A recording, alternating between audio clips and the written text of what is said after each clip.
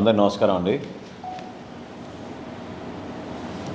రాష్ట్రంలో కూటమి ప్రభుత్వం ఏర్పాటైన తర్వాత గత ప్రభుత్వంలో వ్యవస్థల్ని ఏ విధంగా దుర్వినియోగం చేశారో, స్వలాభం కోసం ప్రభుత్వ ఆస్తిని, ప్రజల ఆస్తుల్ని ఏ విధంగా కొంతమంది ఊహించని విధంగా, రాజకీయాల్లో అసలు ఇటువంటి సంఘటనలు జరుగుతాయా కూడా అనే ఒక అనుమానం వచ్చే విధంగా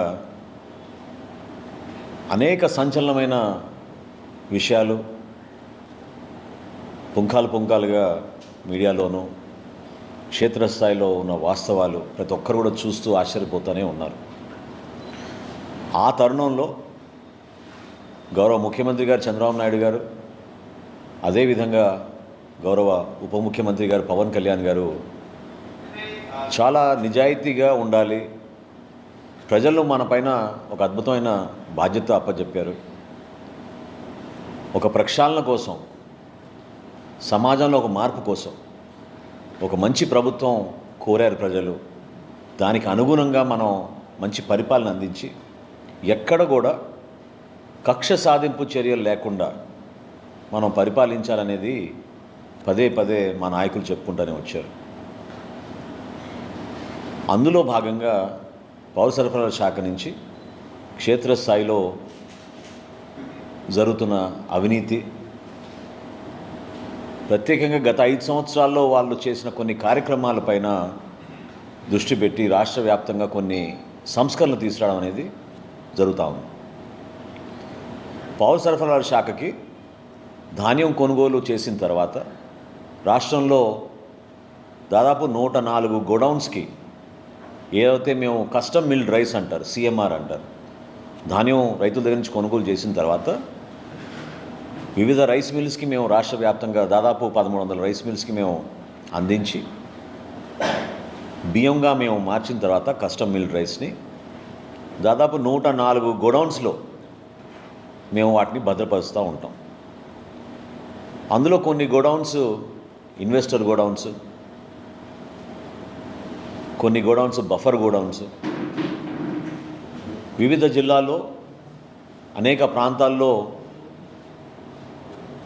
ఎక్కువ దూరం ప్రయాణం చేయకుండా ప్రజలకి ప్రతి నెల మేము పబ్లిక్ డిస్ట్రిబ్యూషన్ సిస్టమ్ ద్వారా ఏదైతే మేము రైస్ కానివ్వండి, కందిపప్పు కానివ్వండి, ఆయిల్ కానివ్వండి చేరుస్తామో,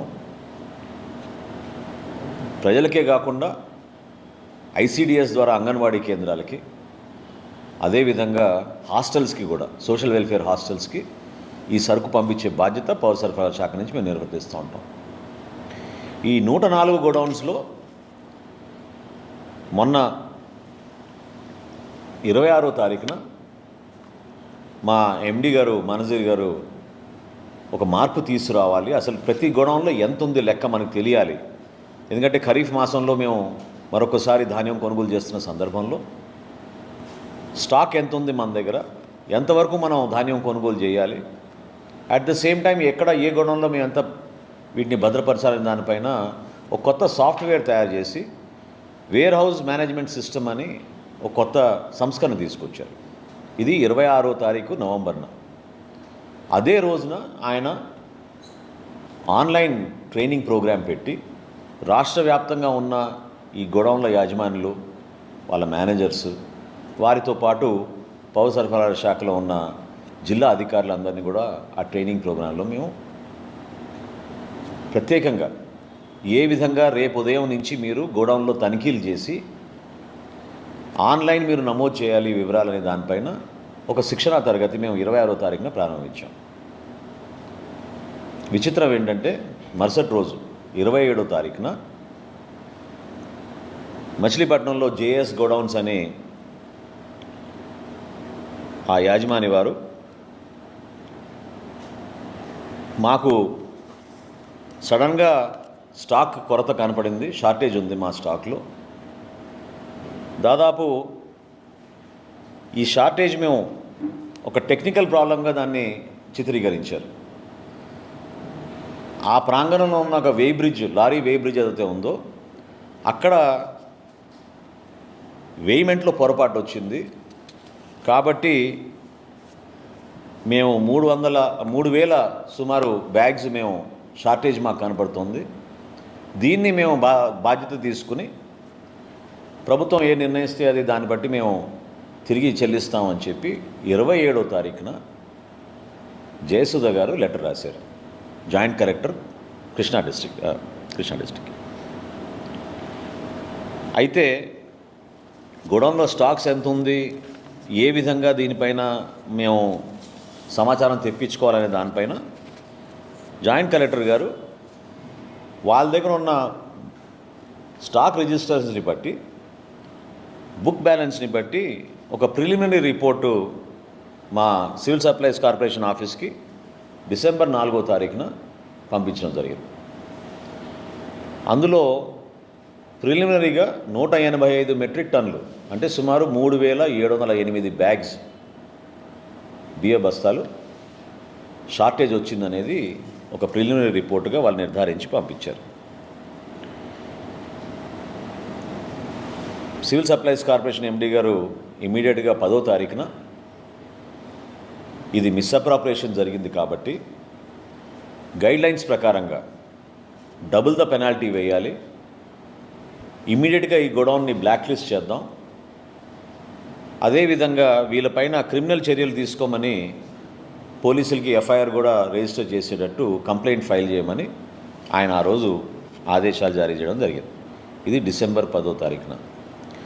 డబుల్ ద అమౌంట్ అని ఎందుకు అంటున్నానంటే, ఎప్పుడైనా క్షేత్రస్థాయిలో మేము పోయి పరిశీలించినప్పుడు అది పీడిఎస్ రైస్ కానివ్వండి, లేకపోతే గోడౌన్లో షార్టేజ్ ఉన్నా కానివ్వండి, 1 మెట్రిక్ టన్ కన్నా ఎక్కువ ఉంటే ఖచ్చితంగా మాకున్న చట్టం ప్రకారంగా అమౌంట్ని డబుల్ చేసి మేము వాళ్ళ దగ్గర నుంచి ప్రొసీడింగ్స్ ఇష్యూ అయ్యే విధంగా చేస్తాం. సో 10వ తారీఖున మేనేజర్ గారు లెటర్ రాసిన తర్వాత 12వ తారీఖున జాయింట్ కలెక్టర్ గారు ఒక కమిటీని వేశారు. అందులో ఆర్డీఓ గారు, అదేవిధంగా పౌర సరఫరాల శాఖ నుంచి డిస్ట్రిక్ట్ సివిల్ సప్లైస్ మేనేజరు మరియు లీగల్ మెట్రాలజీ విభాగం నుంచి అసిస్టెంట్ కంట్రోలర్, ఈ ముగ్గురితో ఒక కమిటీ వేసి ఇంకా డీటెయిల్డ్ ఎంక్వైరీ చేసి మీరు రిపోర్ట్ సబ్మిట్ చేయమని 12వ తారీఖున పౌర సరఫరాల శాఖ నుంచి మేము ఇచ్చిన ఆదేశాల మేరకు జిల్లా కలెక్టర్ గారు, జాయింట్ కలెక్టర్ గారు కొత్త టీంని వేసి పంపించారు. ఇది దేనికోసం అంటే రేపటి రోజున రికవరీస్ ఏ విధంగా చేయాలి, పెనాల్టీస్ ఏ విధంగా వీళ్ళపైన వేయాలి, కొంచెం డీటెయిల్గా ఎంక్వైరీ చేయమని మేము కోరడం జరిగింది. 13వ తారీఖున నోటీస్ జారీ చేశారు ఈ యాజమాన్యానికి. 16వ తారీఖున మీ గోడౌన్ ఇన్స్పెక్ట్ చేయబోతున్నాం, మీరు దయచేసి ఆ రోజున అక్కడ ఉండి మా అధికారులకి మీరు సహకరించండి, గోడౌన్ తనిఖీ చేసి మేము నిర్ధారించుకోవాలని చెప్పి 13వ తారీఖున వీళ్ళు నోటీస్ ఇచ్చారు. ఆశ్చర్యం ఏంటంటే అదే రోజున 13వ తారీఖున హడావుడిగా వారి లాయర్ ద్వారా 13వ తారీఖున వీళ్ళు ₹1,00,00,000 డీడీలు, ఎందుకంటే ₹1,76,00,000 ₹70,56,000 అమౌంట్ పెనాల్టీగా నిర్ధారించాం కాబట్టి అదే రోజున వీళ్ళు ₹1,00,00,000 డీడీలు తీసుకొచ్చి 13వ తారీఖున కృష్ణా జిల్లా జాయింట్ కలెక్టర్ గారికి వారి అడ్వకేట్ ద్వారా వాళ్ళు అందించారు. సరే 16వ తారీఖున సిబ్బంది అంతా వెళ్ళారు. దాదాపు గంటన్నర పైన అక్కడ వేచి ఉన్నా కూడా వీళ్ళెవరు రాలేదు, తలాలు కూడా తీయలేదు.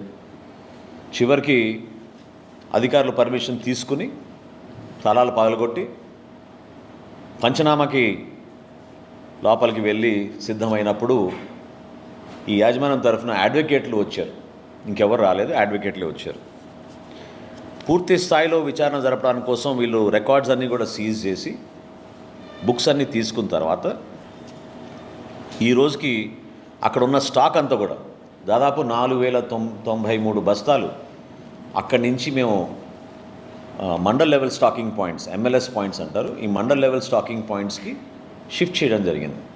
ఎందుకంటే వీటిని భద్రపరచాలి, వీటిని రేపటి రోజున మళ్ళీ ఈ ప్రజా పంపిణీ వ్యవస్థలో మేము ఈ బియ్యాన్ని ప్రజలకు అందించాల్సిన బాధ్యత మా పైన ఉంటుంది కాబట్టి 4093 బస్తాల్ని MLS పాయింట్కి మేము వాటిని ట్రాన్స్పోర్ట్ చేసాం. ఇది మొత్తం పంచనామా చేసిన తర్వాత వీడియో రికార్డింగ్తో సహా ఈ కార్యక్రమాన్ని చేసాం. అయితే ఆశ్చర్యకరమైన విషయం ఏంటంటే అక్కడ ఉన్న వేయింగ్ మెషిన్ లారీ వే బ్రిడ్జ్ ఏదైతే ఉందో దాంట్లో టెక్నికల్ ప్రాబ్లం వలన మాకు స్టాక్లో కొరత వచ్చింది, ఇబ్బంది వచ్చింది, అందుకనే మేము ఆ బాధ్యత మేమే తీసుకుంటున్నాం అని వీళ్ళు చెప్పారు. అయితే వీళ్ళు మర్చిపోయారో లేకపోతే ప్రజలకి తెలియదు అనుకుంటున్నారో లేకపోతే ఇన్వెస్టిగేషన్లో బయటికి రాలేదు అనుకుంటున్నారో కానీ వీళ్ళకి ఆనుకుని ఉన్న ఇంకొక వేర్ హౌస్ ఉంది, సత్య వేర్ హౌస్ అని.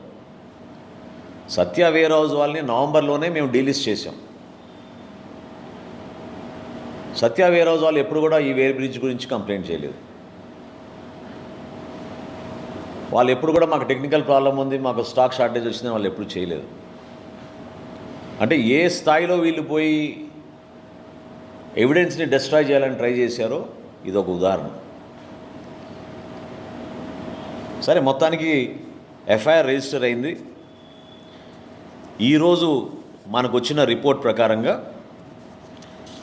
243 మెట్రిక్ టన్స్ అంటే 4840 బస్తాలు షార్టేజ్గా నిర్ధారించారు. దీన్ని మనకున్న నిబంధనల ప్రకారం అంచనా వేస్తే 2,23,56,000 రూపాయలు.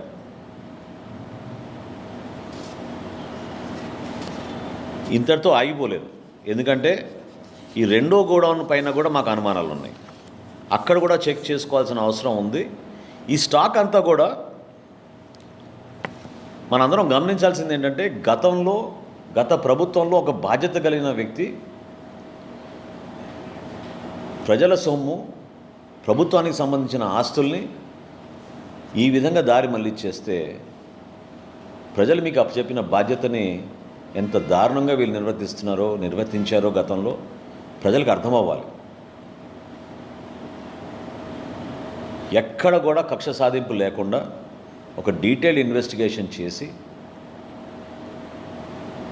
విజిలెన్స్ ద్వారా రిపోర్ట్ తెప్పించుకుని క్షేత్రస్థాయిలో ఉన్న వాస్తవాల్ని పౌర సరఫరాల శాఖ మరియు రెవెన్యూ సిబ్బంది, లీగల్ మెట్రాలజీ డిపార్ట్మెంట్ నుంచి కొలతలు మొత్తం చెక్ చేసుకుని ఎక్కడ కూడా పొరపాటు లేకుండా రికార్డ్స్ అన్నీ సీజ్ చేసే విధంగా మేము చర్యలు తీసుకుంటాం. సో దయచేసి ఎవరు కూడా దీన్ని ఎందుకు ఇంకా యాక్షన్ తీసుకోవడం లేదు అని కొంతమంది హడాడు చేస్తున్నారు. వాళ్ళందరికీ నేను చెప్పగలిగే సమాధానం ఒకటే: చట్టాన్ని ఎవరు కూడా తప్పించుకుని వెళ్ళలేరు. అది ఎంతటి వారైనా ఎవరైనా సరే రూల్ ఆఫ్ లా ఇంప్లిమెంట్ అవ్వాల్సిందే.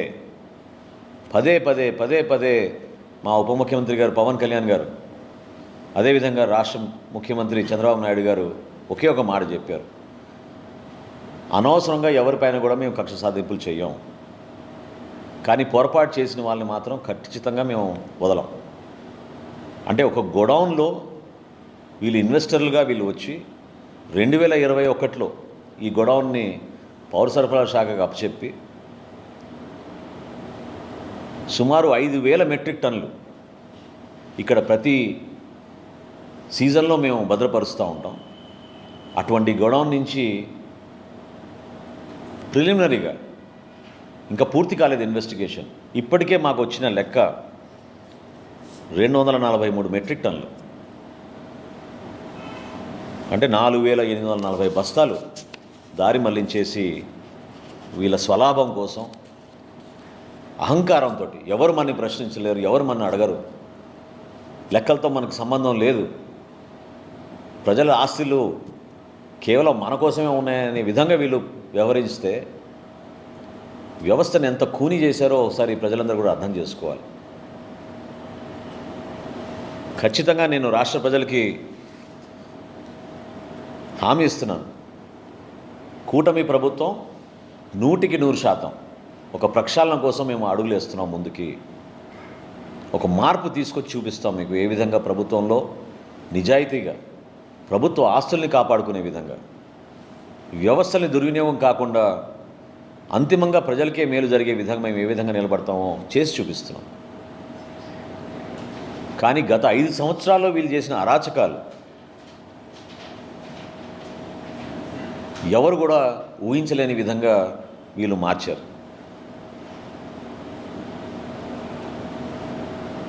అంటే ఒక గోడౌన్లో ఒక బాధ్యత కలిగిన వ్యక్తులు, కుటుంబం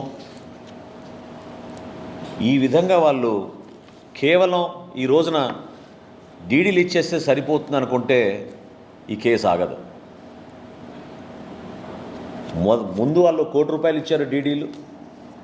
మళ్ళీ హడావుడిగా ఏ రోజైతే ఇన్స్పెక్షన్ జరిగిందో 16వ తారీఖున ఆ రోజున మళ్ళీ ₹70 లక్షల ₹56,800 డీడీలు మళ్ళీ సమర్పించారు. అంటే ₹1,70,56,800 డీడీలు వీళ్ళు ఆల్రెడీ సమర్పించారు. ఖచ్చితంగా మేము ఫర్దర్గా ఇన్వెస్టిగేషన్ జరుగుతున్నప్పుడు వివరాలన్నీ బయటకు వస్తాయి. ఇది రావాలి కూడా, ఎందుకంటే ఇది వ్యక్తులు ఎవరని కాదు, ఇక్కడ వ్యవస్థలో మనం ప్రక్షాళన జరపాలి, మార్పు తీసుకురావాలి. అనేక సందర్భాల్లో క్షేత్రస్థాయిలో అధికారులు గతంలో వాళ్ళు చేసిన కొన్ని పొరపాట్ల గురించి బయటికి చెప్పుకోలేని పరిస్థితిలో ఉన్నారు, బెదిరిస్తున్నారు.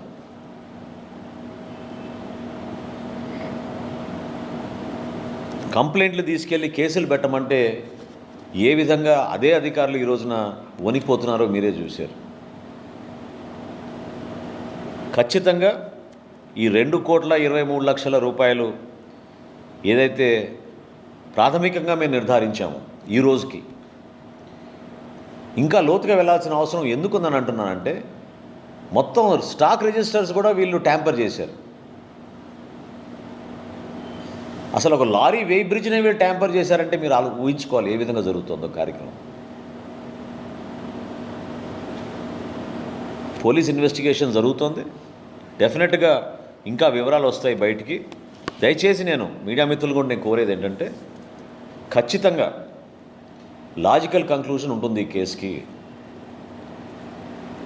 ప్రతి అడుగు పారదర్శకంగా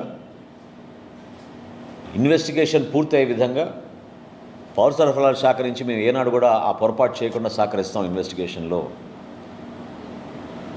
ఇన్వెస్టిగేషన్లో నిమగ్నమైన పోలీస్ వ్యవస్థ, రెవెన్యూ సిబ్బంది, పౌర సరఫరాల సిబ్బంది ముగ్గురు కూడా ఒక కలెక్టివ్ ఎఫర్ట్ తోటి ఎందుకు ఈ పర్టికులర్ గోడౌన్లో ఈ విధంగా జరిగింది అని నిర్ధారించాల్సిన బాధ్యత కూడా మా పైన ఉంటుంది. యాజమాన్యం ఎవరైనా అవ్వనండి, దాని వెనుక ఎవరైనా ఉండండి, కానీ అంతిమంగా న్యాయబద్ధంగా, చట్టబద్ధంగా, నిజాయితీగా ఇన్వెస్టిగేషన్ జరిగే విధంగా ఖచ్చితంగా మేము ముందుకెళ్తామని ఈ సందర్భంగా మీకు తెలుపుకుంటున్నాను.